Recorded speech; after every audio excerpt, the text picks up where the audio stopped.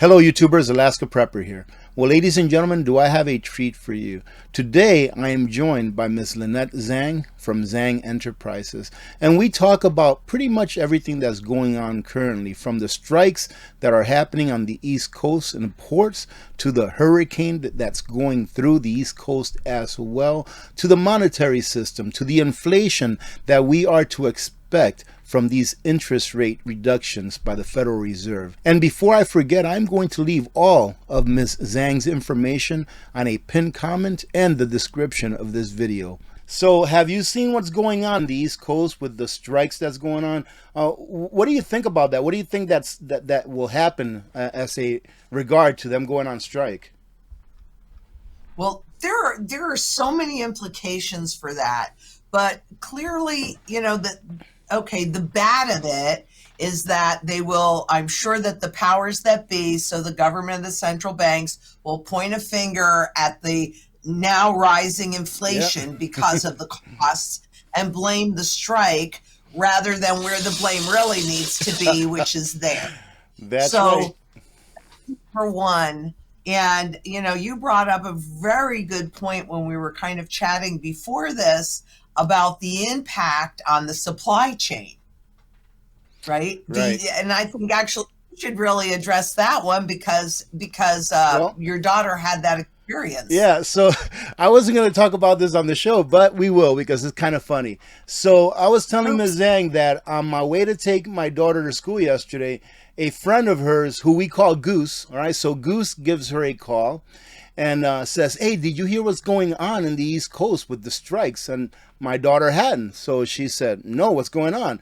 And Goose tells her, you have to stock up right now on non-perishables and canned goods because this can really affect the whole nation. Because I do believe, I read somewhere that about 70+% of everything we consume here comes through the East Coast. But that's just what I read. I don't know if that's valid or not. And my daughter replied to him by saying, do you know who my father is? And I just started laughing when she said that. But then when I really thought about it, I really felt good at that statement that she made. And let me tell you why.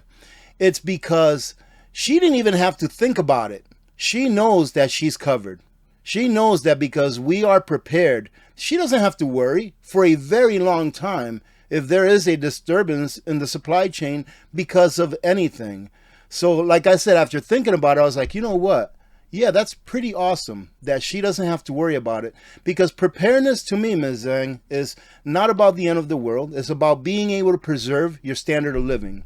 And if there is A, B, and C that you use on a regular basis, and you can continue to use those things on a regular basis, even when there's interruptions to the supply chain, that's what preparing is about, not about the end of the world. I wonder when people are going to take heed. How many disruptions do they have to live through? Because this is not the first time we've had a disruption in the supply chain, right? Right. So I'm right there with you, and it feels really good in so many ways, and then it brings up a lot of concern in so many other ways because people are not prepared, and that brings in that whole local community piece, right? Because to come together to be prepared since we're running out of time. What do you tell people that haven't even started yet? They're uncomfortable, feel uncomfortable about it. Now they're going to have to go through, you know, I mean, it was that 50 basis point Fed pivot to cheapen borrowing, to create that spike in borrowing, to create that inflation that has already been running hot, will now run hotter again because it's easier for them to fight inflation, or at least that's what they think of in their minds. You know, this all falls into it. Well, Ms. Zang, I think that the main way that government fights inflation is via propaganda.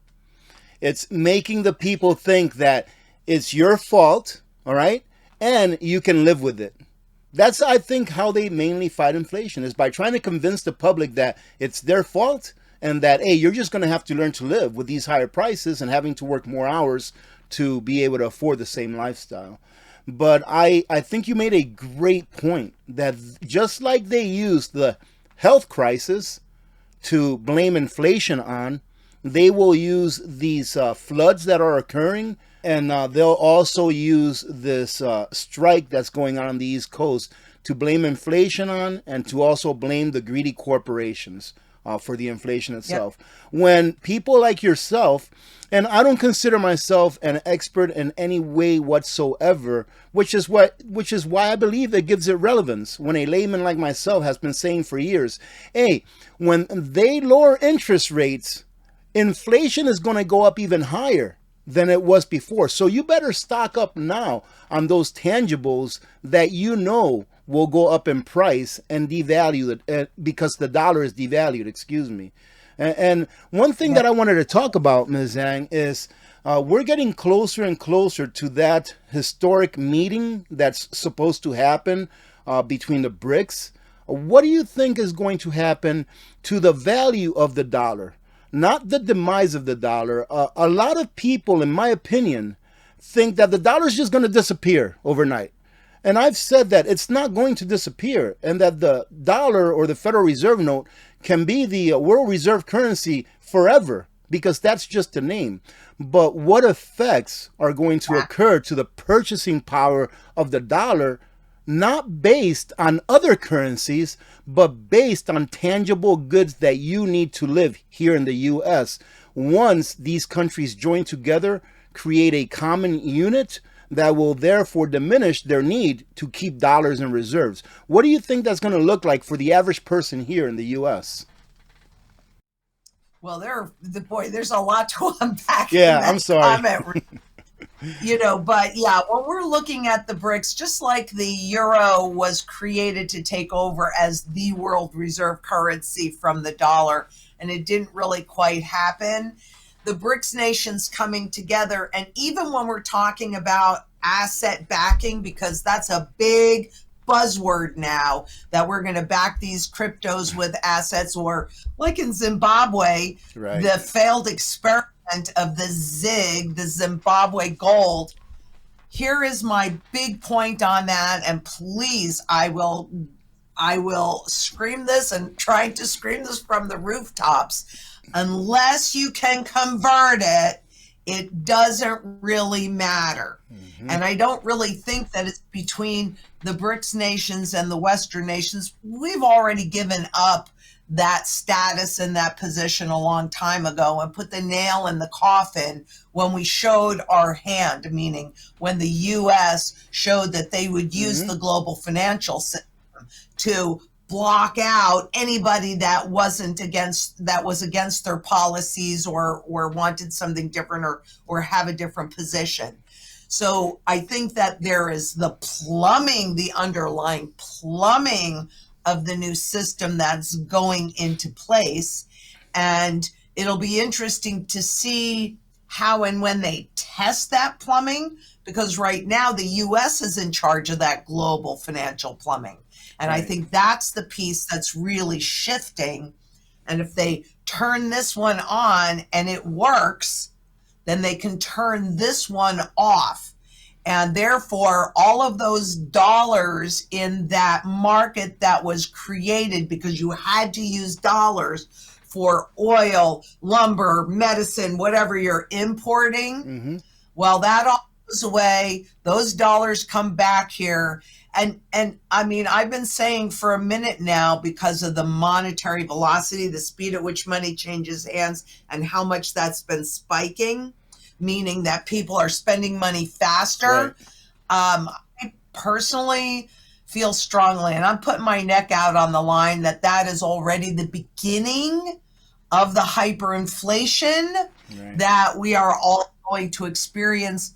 But I don't think it's going to be limited to the U.S. I think we're going to experience it more because all those dollars will come home. Right. But this is a global hyperinflationary depression that I believe, I'm sorry, because I really don't want to think this, but I do believe that we are already in the beginning phases, and we're in the start of World War III if it's not already underway as well. Yeah. So all of these things that you're talking about are the kinds of things that happen around a currency regime shift. And but there is one more thing, going back to the strike, that I think, I pay a lot of attention to, because it's power in numbers, right? What was it? 36 ports that have closed. That's huge. If one port closed, it wouldn't have the same level of impact. And so when I was watching, because Friday was November 20th or September 27th, these ZIG, Zimbabwe asset backed with gold currency, they did an overnight revaluation, saying that and raised interest rates and did all of this. And what they said was they were doing it to stabilize consumers and investors feeling about inflation, to control that. We're just going to revalue the currency 44% overnight. Wait a minute. It's backed by gold. Right. How could that possibly happen? Of course, it's only in digital form. And of course, I personally, much as I tried, couldn't find really the true configuration of what was actually backing that currency. And of course, they brought out the 1 ounce gold coins a couple of years ago, which only the 1% in the upper echelon could buy. And then when they brought out this gold backed currency, all of a sudden you can't buy those 1 ounce gold coins anymore. But the people that really matter got them. So that's okay. So does Friday that night. mean for the average person out there, and for myself, obviously, to understand it fully, does that mean that they gave themselves the authority to print an additional 44% of the currency that's in the economy or in the market so that they can spend it because they couldn't get it any other way? Exactly. Because they could not get adoption once confidence is lost. Now, understand, this is Zimbabwe's 6th attempt at a new currency to get the public to trust them again, with all those promises and vows not to print more than the amount of gold and cash reserves that they had. And of course, it was just proven that it's another big fat lie. It always comes down to that governments cannot live within their means. And they have to steal from the people via inflation. It's always the same thing, ladies and gentlemen. If you don't protect yourselves by getting tangible goods, number one, so that you can be prepared for anything, and then what I like to call taking your excess wealth after you have an emergency fund, there you go, and after you have all your preps, taking your excess wealth and putting it into something that's been proven through through time. It's the test of time is gold and silver. I mean, that's the only thing. And Ms. Zang, I know you're too busy, but I put out a video here, a couple of weeks ago, showing what gold and silver has done over the last 20 years and comparing it to the inflation that the government says we've had over the last 20 years as well. So in 2004, an ounce of gold was roughly $380 something, but we can call it $400, all right? An ounce of silver was shy of $5. It was like $4 and change. And if you bring it forward to 2024, 20 years later, an ounce of gold is now sitting at $2,600. So when you take 2,600 and divide it by 400, that's 6.5 or 650%. Now going to silver, when you take $5 and divide it into, let's say, $31, that's roughly 600% also. 600, close to 625%, let's say. All right. So the government says, and we all know that the government numbers are not accurate, that they're downplayed. Why? because of what I mentioned earlier. I think that the government's main tool to fight inflation is propaganda. Is to tell you that it's not really happening, and we should know because we're the government. Well, in that same time frame, the government says that we've only had roughly 66, 67% inflation. Now, everyone that's listening to this knows it's not true. But let's say that they're off by a couple 100%. Let's say that we've had 300% inflation instead of 67 or 66% inflation in the last 20 years. I think that 650% on gold and 620 or 25% on silver beats 300. Are my numbers off, Ms. Zang, or am I pretty close? You know, you're the expert on gold and silver here. Actually, you're pretty close, and I did a piece on this recently on food as well. Okay. And I went back to 1913, and I'm going to be off a little bit because obviously I don't have that in front of me, though I'm happy to send you the table.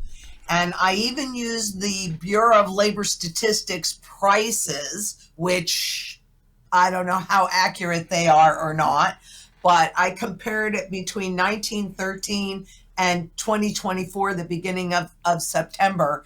And it was quite interesting because what I found was that the food prices for that same basket over that period of time were up something like 2,500% and change. Mm-hmm. Silver was up, spot silver was up 2,900% and change. And spot gold was up over 12,000% and change. Right. So that's why I like silver for my barterability. But, you know, you said something earlier, and I want people to really understand that you may have money that you don't realize you have, because gold and silver in any form is monetary at its base. So if you have anything, jewelry or flatware or salt and pepper shakers or my world famous chopsticks that are sterling silver, that's 92.5% pure. They're monetary at their base, and so is gold jewelry, right? So jewelry, picture frames, anything, we need to have a foundation, I believe really strongly, in sound money. And while it may seem daunting, Rudy, do you know what our minimum is? Because we believe so strongly that everybody needs it. What do you mean by our minimum? 1 ounce of, yeah, our at Zang Enterprises, our minimum purchase is 1 ounce of silver. Oh, that's outstanding. So yes, that's great. 30, something like that, right? Yep. So there are so many different ways that you can accumulate regardless of what your budget is. Also getting involved in local community. You know, go to a farmer's market, get to know the growers of your food, the purveyors of your food, volunteer a day's worth of labor, learn some new skills, create that relationship with those that actually grow your food. I mean, that, and like if somebody comes into my community, that, all right, well, we're covered because I'm prepared to support 40 people in my bug out location, right? So maybe you don't have all of the gold and silver that you need, but you have skill sets that right. I need. Those are barterable, right? Yes. Learn some more skills. Figure out how you can pick up a little bit of extra cash and convert it into physical gold and physical silver and have that sound money as a base at any level that you can, quite honestly. But this is really why community, you hear me talk so much more about community, because I don't think we have the same kind of time frame. Like, when did you start prepping, Rudy? Oh, goodness. I think it was back 2012 or 2011, something like that. It's been a minute. Right. So you've had like 12, 13 years to prepare, right? Mm-hmm. I started right after 2008. Now, I'd been accumulating metals before that. But when 2008 happened, I knew the financial system died. And so that's when I started prepping with the food and all of that. So look at all the years that I've had to learn how to do this, because I don't think anybody inherently just knows how to do this. Right.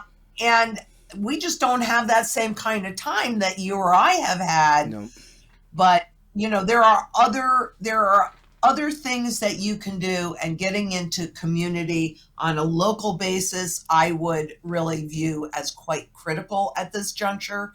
And then as a global basis, because going back to Zimbabwe, when I was doing my research, because I've been following it since 2006, right? So it's a long time. I need to go to Zimbabwe. I've been talking about it so much over the years.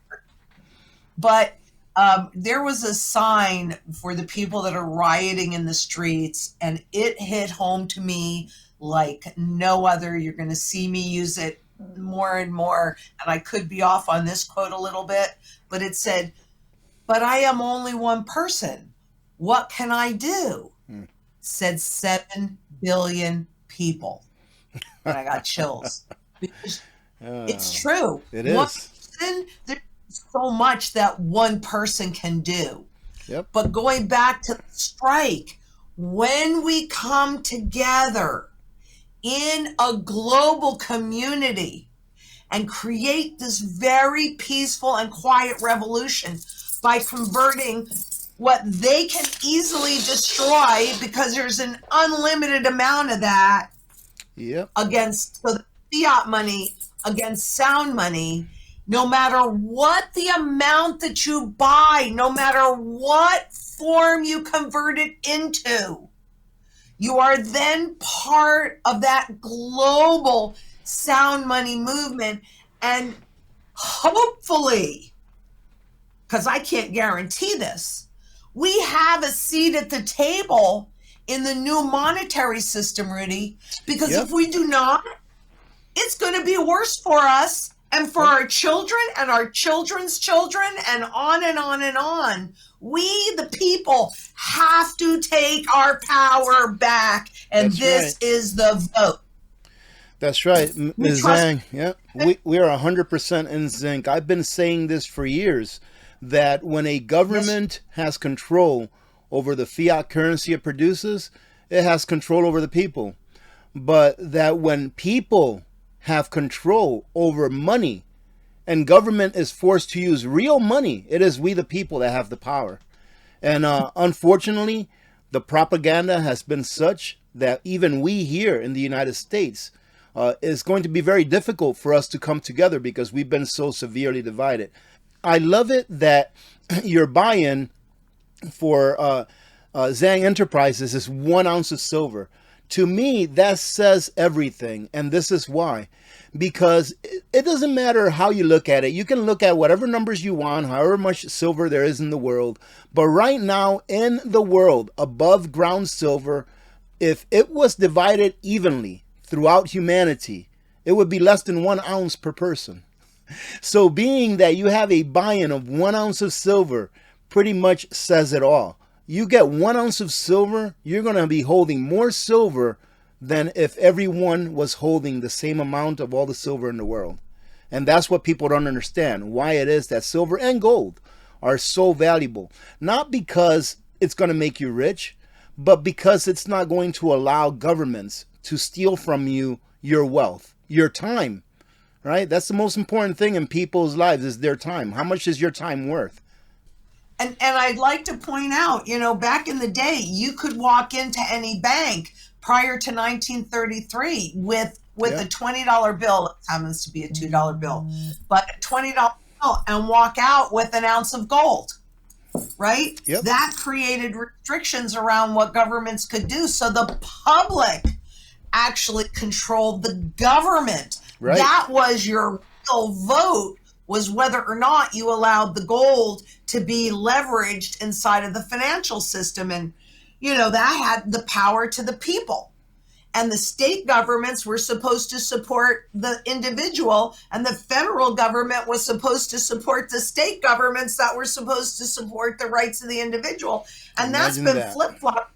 Say, let's flip-flop it back. Right. Because the thing that has just come to my attention recently. And again, it's the rise of the unions again and the people coming back together. And do you know they just did a recent survey and study, and cash is making a comeback among younger people. Good.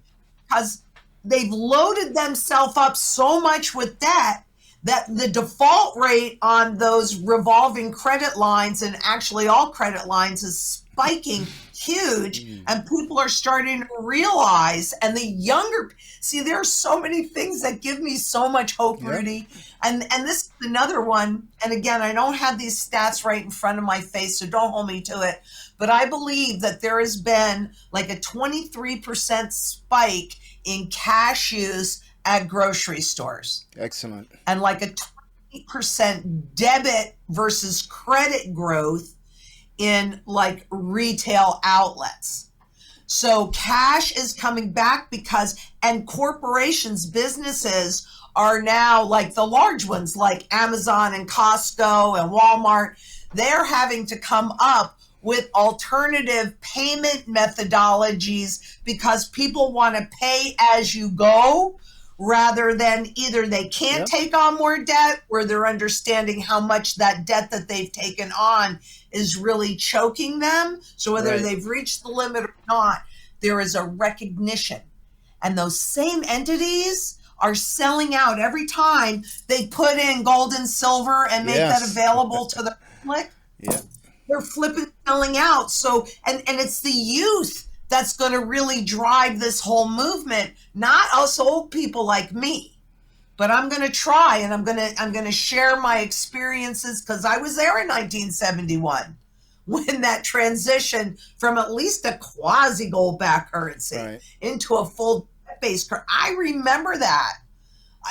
I was a new stockbroker in the 80s when all they were talking about was globalization and how great that was going to be, and also gathering assets in-house, right? Which means it used to be when somebody invested in a bond or a stock, they took possession of those certificates. It was out of the system. And those entities can use your equity as leverage to then go out and borrow and do any darn thing that they want to with that money. And that's why nobody went to jail back in 2008, because they didn't do anything illegal, immoral, unethical, evil, all of that, but not illegal, because that's all contracts. And it's only gotten worse. That's why you've got to have that foundation of sound money, but you have to have food. This is what we're talking about. Food, water, energy, security, barterability, wealth preservation, community, which in my opinion has become the biggest issue, and shelter. These are the things that we need. So if there's a supply chain breakdown, you're not worried about feeding your family or having toilet paper. Or the younger people, they realize the lie. The American dream is dead. When are you going to be able to afford a house? It is. I was talking to a young couple that we know here. This was probably a couple of months ago, actually. But the conversation that I had with them was very relevant to what you just said. The American dream is dead. That they're living with their, the couple is living with their parents, with the son's parents. And I'm like, what are you guys doing? Are you ever going to buy a house, this, that? We can't afford to buy a house. And they make decent money. I mean, I guess you can call it decent money. They make $25-30 an hour. I remember when my dad raised us on less than $20 an hour, and it was a family of 7. Now you have two, you have a couple, both making $25-30 an hour, and they can't even afford a starter home. So yes, the American dream is dead, unfortunately, but it's not hopeless. And I've always stated this, and I've gotten a lot of flack through this over the years. OAP, all you ever talk about is money. It's because everything is money. Everything is energy. Money is supposed to be energy. Your stored energy that you earn to put into. My bag is smaller than yours, Miss Zang.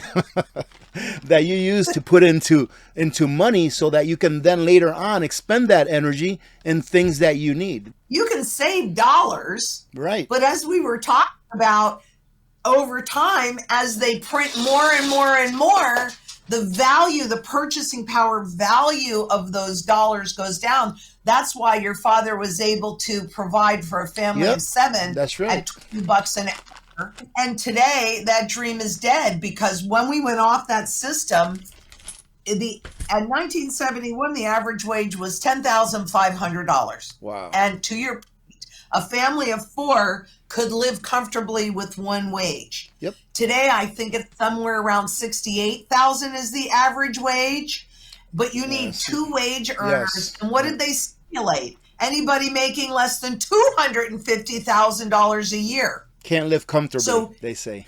Right. But most people, this goes back to what you were talking about. It's perception management, right?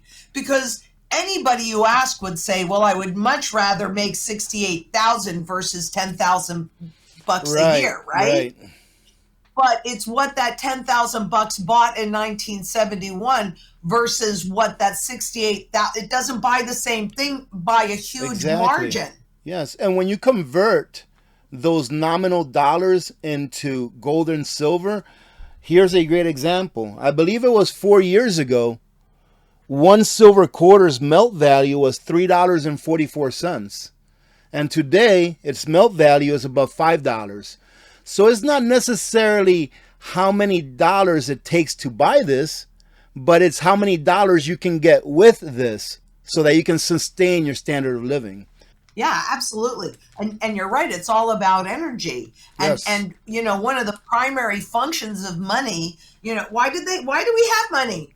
We have money so people can specialize, right? And Yes. trade their labor for someone else's labor, right? Yep. So when you had gold and silver backing the currency, well, these are labor based and they are commodity money. So you can hold it and own it outright. But the fiat money is easy to produce. It's not labor based. They push a button. They don't even have to use the paper on which this is printed. Though I'm very happy to see more cash use, because that is definitely pushback. That is, now we've got to get, and we are seeing more gold and silver buying too. Absolutely. That's the pushback.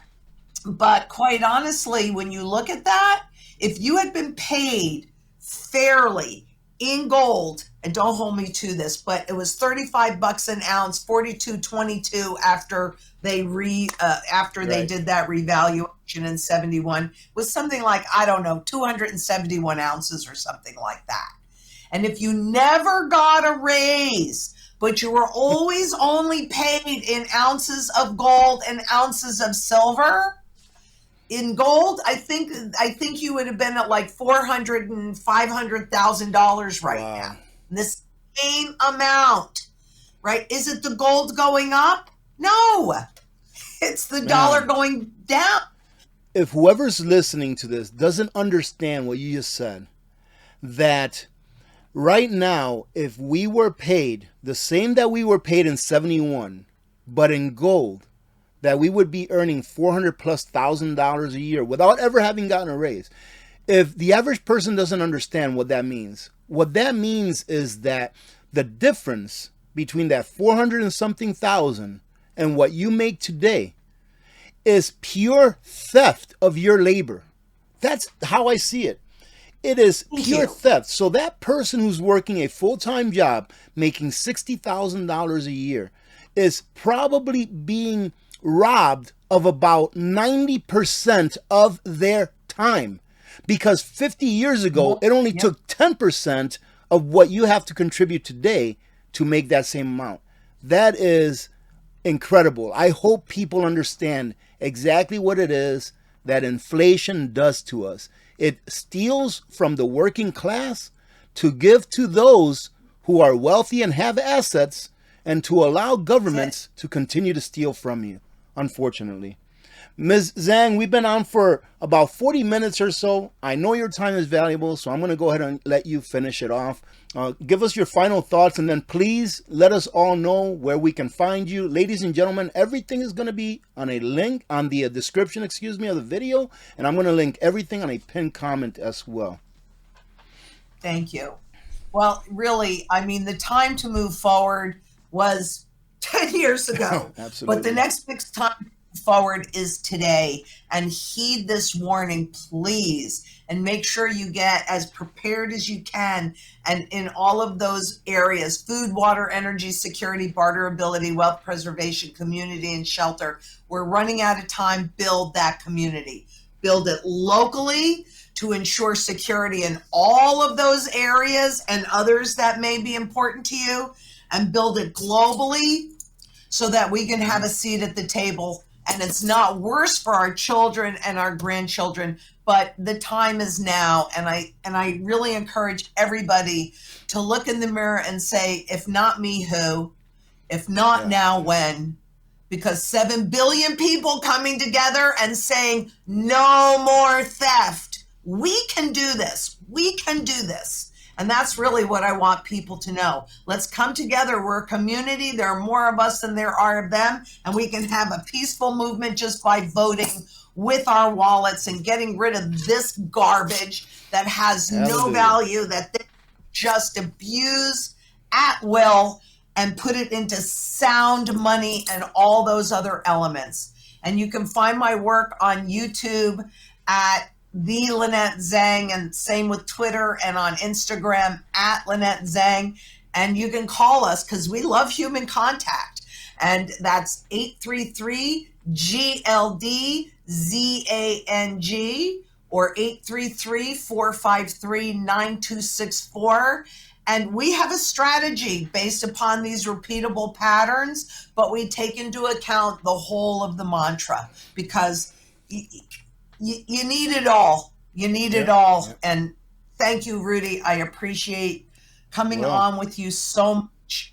You have no idea how much I Ms. Zang, thank you very much. I mean, it's always a pleasure having you. I mean, every single time, it's always a blockbuster with you. And I truly hope that our community members really appreciate this. So thank you very much. And I'll end it with this. Ladies and gentlemen, I've said this so many times, and I tell this to everyone I meet that wants to listen. Buy 1 ounce of silver if you can afford it every time you get paid. If everyone in America bought 1 ounce of silver every payday, just 1 ounce, things would change in a hurry. But till next time, Ms. Zang, we'll see how this year ends up, how this year finishes up with all the craziness that we've got going on. And hope to talk to you soon. Maybe the beginning of next year we'll talk again. And ahead of time, happy holidays and happy new year. And we'll see you next year, Ms. Zang. God bless.